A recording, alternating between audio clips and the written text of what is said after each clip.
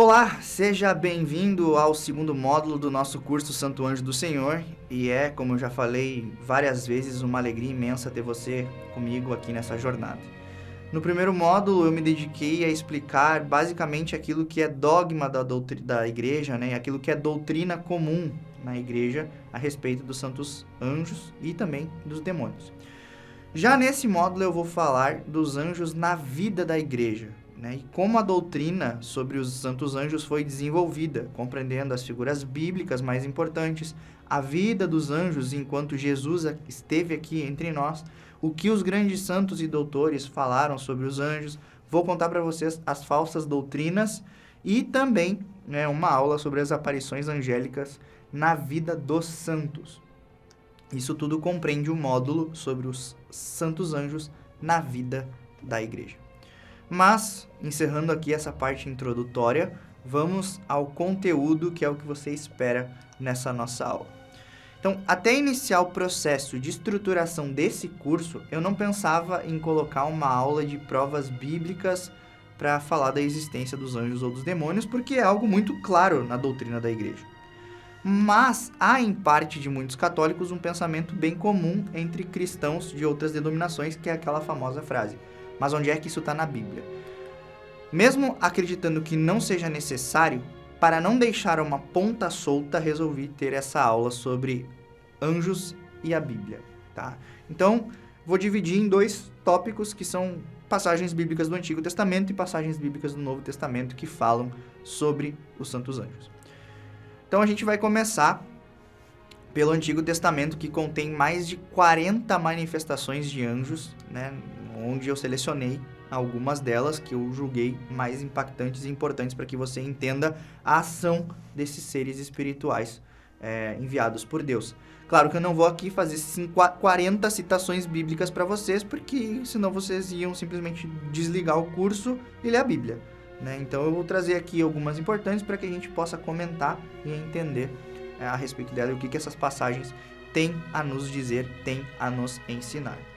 Então, para vocês terem ideia que só no Gênesis há mais de 40 manifestações angélicas, certo? 40 eu chutei alto, mas há muitas manifestações angélicas no Gênesis, tá? Então, eu separei algumas para vocês, iniciando, por exemplo, com a questão de Ismael e Agar, né? Quando um anjo socorre Agar e o seu filho Ismael, que estava, né, prestes a morrer de sede no deserto. Então, só para contextualizar essa passagem, Agar, ela era serva de Abraão e acabou concebendo um filho dele, já que a esposa de Abraão, Sara, era tida como estéril. E esse filho, entre Abraão e sua serva, foi chamado Ismael. Tempos depois, Deus concedeu a Abraão e também a Sara a dádiva de serem pais, né? Então, eles conceberam Isaque. E por conta disso, Abraão enviou Agar, que é a sua serva, e Ismael, seu filho, para o deserto. Então, deu a eles um pouquinho de pão, colocou um odre com água nos ombros de Agar e mandou ela ir embora junto com Ismael. Então, obviamente, a água acabou, né? E até de maneira rápida, né? Então, não havia ali naquele deserto uma fonte de água para que eles pudessem repor. Então, o menino começou a ficar mal, né? E ele não tinha para quem pedir socorro. Eles não tinham, né? Nem Agar, nem Ismael.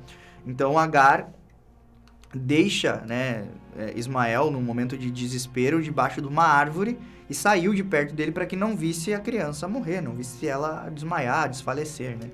Até que um anjo de Deus aparece e diz para Agar para que não temesse, porque Deus ouviu a voz de Ismael, né? E depois disso mostrou como que milagrosamente um poço com água e esse anjo simplesmente desapareceu, né?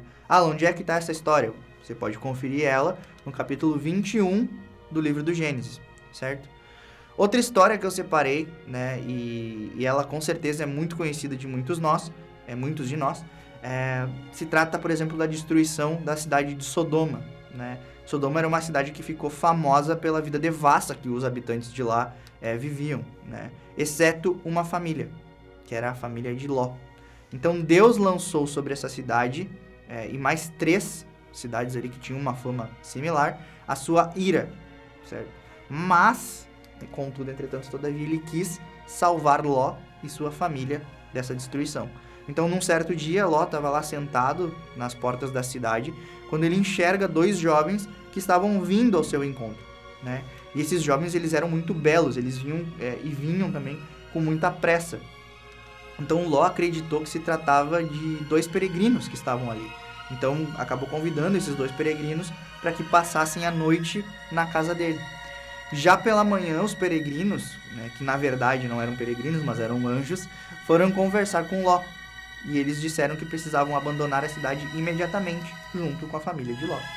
Então, os anjos ainda disseram a Ló que foi para destruir a cidade, né, que eles foram enviados. Mas que antes eles precisavam salvar Ló e sua família.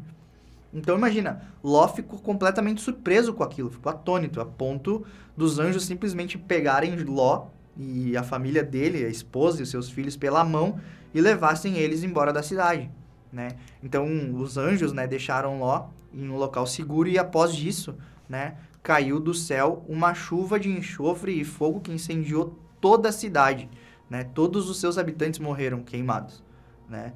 E tem uma questão também, né, que os anjos falavam para eles que não era para olhar para trás. Então, a esposa de Ló olhou para trás e virou uma estátua de sal, né? Então, essa história é muito conhecida, ela está lá no livro do Gênesis, no capítulo 19. Então, você vê que já no primeiro livro da Bíblia, há muitas referências e citações das aparições angélicas, tá? Bom, e essa história nos mostra algo que eu falei muito no primeiro módulo, que é o poder dos anjos sobre as coisas naturais. Vocês perceberam? Um só anjo tem poder suficiente para destruir uma cidade inteira. Então você se perguntará, por que o diabo também não faz isso, já que a natureza do diabo o permitiria? E a resposta é, toda criatura tem a sua ação limitada à permissão de Deus, ou seja, um anjo só poderia destruir uma cidade como foi em Sodoma, com a permissão de Deus, se fosse vontade de Deus que aquilo acontecesse. Não é por uma iniciativa própria do anjo, mas por uma ordem dada por Deus. Portanto, o diabo ele não pode destruir a sua cidade pela própria vontade dele, porque Deus não o permite. Bom, e a terceira e última história que eu vou contar aqui no Antigo Testamento é a do anjo de Isaac, né? Como eu falei antes, Isaac foi o filho dado por Deus entre Abraão, que já passava dos 80 anos, e Sara, que era tida como estéril, né? Porém, Deus pediu para Abraão que sacrificasse o seu filho, né? Aquele seu filho tão esperado, tão desejado, como uma prova de amor e de obediência. Então, eles subiram o Monte Moriá e então Abraão preparou um altar para realizar essa imolação, esse sacrifício. Amarrou Isaac com uma corda e quando ele ia desferir o golpe fatal, uma voz, né, surge dizendo para que ele não desferisse o golpe fatal contra Isaac, porque, enfim, não era vontade de Deus que aquilo acontecesse, né? Embora Deus tivesse pedido, Deus reconheceu, né, a grandeza da fé de Abraão, aquilo que a obediência de Abraão, né? Então, o próprio anjo, né, disse que não fizesse mal algum a Isaac, porque ele já sabia que Abraão era temente a Deus e que nem o próprio filho Abraão pouparia por conta desse amor. Bom, além dessas histórias, né, apenas por curiosidade eu poderia citar, por exemplo, a escada de Jacó, né, onde os anjos subiam e desciam por ela. Se você lembrar da música Anjos de Deus, do padre Marcelo Rossi, ele cita essa passagem, né? Tem anjos voando nesse lugar, subindo e descendo em cima do altar. Né? Não vou cantar aqui para vocês, mas só para que vocês lembrem que é uma realidade bíblica, né? São Bernardo também fez uma bela reflexão sobre essa passagem bíblica, dizendo que os anjos sobem por causa deles próprios e por nossa causa eles descem, mas que ainda descendo até nós, permanecem vendo a Deus. Olha que beleza. Enfim, o que você pode perceber com essas histórias é que elas evidenciam que desde o povo hebreu, a ação dos anjos existem para auxiliar os homens na caminhada rumo a Deus, rumo ao céu, rumo à salvação. E eles, né, os anjos aqui comunicam, por exemplo, aos profetas as revelações necessárias para a nossa salvação. Eles que nos comunicam as mensagens divinas. Eles que nos protegem, como por exemplo, ainda no Antigo Testamento, né, a história dos 3 jovens na fornalha e de Daniel na cova dos leões. Né? Então, a existência dos anjos é provada na Bíblia, a proteção dos anjos é provada na Bíblia, as angelofanias são provadas na Bíblia. Não é algo que a igreja simplesmente inventou do nada, tá? Beleza. Mas e no Novo Testamento? Como que foram essas manifestações angélicas? Bom, eu vou falar apenas das manifestações nessa aula, né? Eu vou falar apenas das manifestações angélicas que não envolvem diretamente Jesus Cristo, porque a próxima aula fala sobre Jesus Cristo e os anjos e os demônios, como que foi a relação de Jesus com os anjos e também com os demônios. Então, nós vamos, nessa aula, né, nos deter nas provas bíblicas através dos santos apóstolos e de Nossa Senhora. Então, por grau de grandeza e por amor, eu vou começar por Nossa Senhora. Afinal, todo filho gosta de falar e exaltar a própria mãe, né? Muitos santos afirmam que Maria possui uma santidade excelsa, né? E essa santidade, pela virtude, né, se torna uma santidade maior que a dos próprios anjos. Então ela não precisaria, por exemplo, de um anjo guardião, porque pela excelência de mãe de Deus, o Criador concedeu a ela, no mais alto de todos os graus, os privilégios, né, que deu também aos santos anjos, foram dados a Maria. Então, por esse motivo, não há nenhuma dúvida que muitos dos bem-aventurados anjos, né, esses bem-aventurados espíritos, foram sido delegados por Deus para estarem junto a Maria. Não porque Maria necessitava, mas pela reverência que os anjos deviam a ela. Então não foi à toa que o arcanjo Gabriel, quando foi fazer a anunciação a Maria, a anunciação da sua gravidez, que ia gerar o seu Salvador, né, ele fala, Ave cheia de graça, que charitomene, né, que é uma saudação romana, o ave, né, uma saudação romana dada às mais altas autoridades. Então, um anjo tratou Maria como uma autoridade. Mas, contudo, entretanto, porém, todavia, a gente precisa ter em vista que a vida da Virgem Santíssima não teve aquele caráter divino que teve o seu filho, né? E por isso que Jesus, ele é o alvo das mais espalhadas profecias do Antigo Testamento e é o foco do Novo Testamento, tá? Então, a vida de Jesus teve a publicidade, digamos assim, que condizia com a sua missão de mestre, profeta, Messias e nosso Salvador. Já a vida de Maria, ela foi uma vida de escondimento, ela foi uma vida interior, totalmente espiritual. Maria aparece no Evangelho sempre em função de Cristo, porque o Evangelho ele é cristocêntrico, não mariocêntrico, né? Então é natural que as aparições dos anjos no Evangelho sejam muito mais numerosas com relação a Jesus do que a Maria. Por isso que nós vamos fazer uma aula só sobre as aparições dos anjos e demônios a Jesus. Então o Evangelho a respeito de Nossa Senhora conta apenas uma aparição, que foi a do anjo Gabriel, do arcanjo Gabriel, tá? Inclusive, né, a título de dúvida, eu vou fazer uma aula sobre isso. Vocês perceberam que eu falei várias vezes ali que não precisava que Maria tivesse um anjo da guarda. Por quê? Porque ela é a Imaculada Conceição, ela não teria concupiscências, ela não precisaria ser guardada. Mas havia sim um anjo da guarda que a consolava, que a iluminava e que a comunicava as coisas divinas. Então, alguns santos doutores chegam a afirmar que o anjo da guarda de Maria era o anjo Gabriel. Olha só que beleza. E se você lembra da aula das autoridades, das hierarquias, você vai ver que existe uma hierarquia dos anjos, né? Um coro celeste dos anjos, que são determinados para mensagens especiais ou para guardar pessoas especiais. Imagina, a mãe da igreja, né? Enfim, mas isso é tema para uma próxima aula. Então, na vida dos santos apóstolos, há diversas aparições, né? E a primeira, eu contei para vocês, que é a libertação de Pedro, né? Se você não lembra disso, você pode voltar lá na primeira aula que está lá, porque eu não vou contar mais uma vez. Eu vou trazer outras aparições angélicas na vida dos santos apóstolos. Então, no capítulo 10 dos Atos dos Apóstolos, é contada uma história muito bela, né, de ação dos anjos. Então, na Palestina, existia um gentil chamado Cornélio, e ele era um centurião romano. Então, ele era, assim, era tudo aquilo que os judeus queriam evitar, né? Mas ainda que ele fosse um judeu, ele era um homem muito piedoso. Ele tinha uma vida de oração e tinha muitas obras de caridade. E a família dele seguia esse exemplo. Então, certo um dia, né, ele viu um anjo do Senhor que o chamou pelo nome. Olha, assim como qualquer ser humano, ele ficou atônito com aquilo. Mas o anjo respondeu ele de maneira calma e cativante, né? Ele disse que as orações de Cornélio subiram até a presença de Deus. E que por isso Deus ordenou que os seus anjos enviassem Cornélio até Pedro, que estava na cidade de Jope.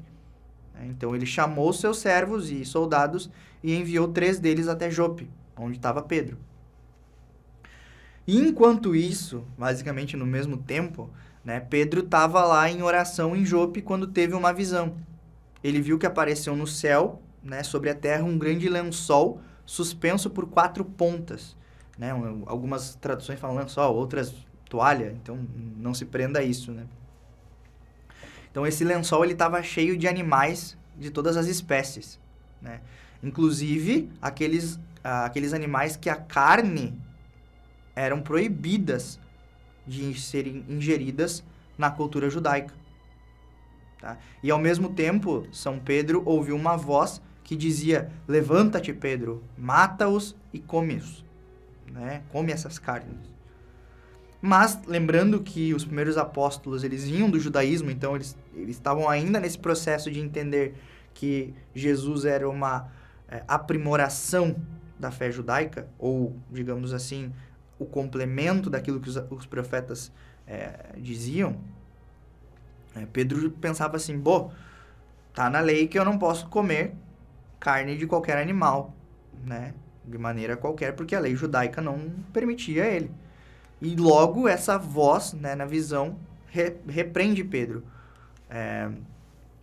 Porque Pedro dizia: longe de mim tal coisa, né? Jamais vou comer, nunca comi, jamais vou comer um animal impuro, né? Ou que pelo menos a lei mosaica não permitia ou considerava impuro, né? Então aquela voz repreendeu Pedro dizendo: não chames de impuro aquilo que Deus purificou, aquilo que Deus criou. Então Pedro ficou pensativo sobre aquilo, né? Mas logo depois algo aconteceria que faria com que Pedro entendesse aquilo que estava acontecendo. Então, Pedro estava lá pensando, rezando, teve as visões, quando do nada batem na porta dele aqueles enviados do centurião, né? E eles perguntavam se não estava ali aquele que, se não morava ali, né? O Simão, aquele que chamavam de Pedro, né? Então o Espírito Santo fala para Pedro que ali, aqueles homens que estavam procurando, né? Foram pessoas enviadas por Deus, né? Levanta-te, portanto, e desce, deixa-te levar, porque fui eu quem enviou esses homens. Então, enquanto os homens estavam lá buscando Pedro, na casa de Cornélio, ele estava lá ansioso, esperando, junto com toda a sua família, pela volta dos soldados junto com Pedro. Né? Então, eles passaram aquela noite em que foram buscar a Pedro na casa do Papa, né? Imagina dormir na casa do Papa. E só foram embora no dia seguinte com Pedro, né? E Pedro levou junto dele alguns discípulos para a casa de Cornélio. Então, quando Pedro chegou, Cornélio fez com que Pedro entrasse na casa dele. E quando Pedro viu tantos gentios, ele disse que sabia, né, o quanto os judeus não suportavam se comunicar com os gentios, mas que na visão que ele teve dias antes, né, Deus mostrou a ele que a ninguém, na verdade, né, é permitido chamar de impuro, porque são criações de Deus, são filhos de Deus. Então, depois Pedro perguntou como que Cornélio teve essa ideia de chamar a ele. E Cornélio respondeu que foi devido a uma aparição de um anjo. Ou seja, pelo ministério de um anjo, um pagão se converteu ao cristianismo. Então, é preciso que a gente entenda que os anjos eles têm um papel fundamental na conversão dos homens. Eles são... É isso que um anjo é. Um anjo é um enviado de Deus. Por isso que a gente fala anjo, anjo, anjo, porque está acostumado na cultura. Mas o anjo em si, ele é um ofício. E qual que é o ofício? Ser mensageiro, ser um núncio, um ministro de Deus. Ok? E para finalizar essa aula, né, eu quero responder uma pergunta que eu recebi no meu Instagram, né, e eu resolvi trazer para cá para a aula, para a gente finalizar essa questão bíblica, né? A pergunta, obviamente, você já deve estar imaginando qual que é. Onde está escrito na Bíblia que nós temos um anjo da guarda? Né? Olha, alguns católicos são levados por essa mentalidade do sola escritura, né? E acabam confundindo as coisas justamente porque desejam que tudo esteja explicitamente escrito. Mas a Bíblia nunca teve a pretensão de ser um tratado teológico. Você pega, por exemplo, um tratado teológico de Roy Marin, ele vai lá e explica, isso é dogma, isso é doutrina certa, isso é aberto à discussão. Por quê? Porque é um tratado teológico. Agora, a Bíblia não, a Bíblia é o tratado, não é um tratado, ela é o conjunto da revelação divina, que inicia no Gênesis e termina em Jesus Cristo, que é o ápice da revelação. Nada novo foi revelado depois de Cristo. Então, tudo que a Bíblia diz está revelado explícita ou implicitamente. Certo? Porque, não sendo um tratado teológico, não há por que a Bíblia explicar, olha, essa doutrina é assim, porque isso e assado. Não. É simplesmente aquilo que Deus revelou a homens e que homens escreveram, não com o intuito de criar uma doutrina, mas de explicar aquilo que Deus os revelou. Certo? Então, eu vou dizer para vocês alguns versículos que ainda que implicitamente revelam para nós que os anjos da guarda são uma verdade da fé católica. Por exemplo, no livro do Gênesis, no capítulo 24, né, o autor sagrado vai dizer que Deus enviará o seu anjo para que o guarde. Já no Salmo 90 diz que aos seus anjos ele mandou que te guardem em todos os teus caminhos. Ou seja, em todos os teus caminhos, que a gente pode entender em toda a tua vida. Porque a vida é um verdadeiro caminhar. Mas eu acredito que o versículo que deixe isso mais evidente seja no Evangelho de São Mateus, no capítulo 18, quando Cristo fala sobre as crianças, né? Deixai vir a mim as criancinhas.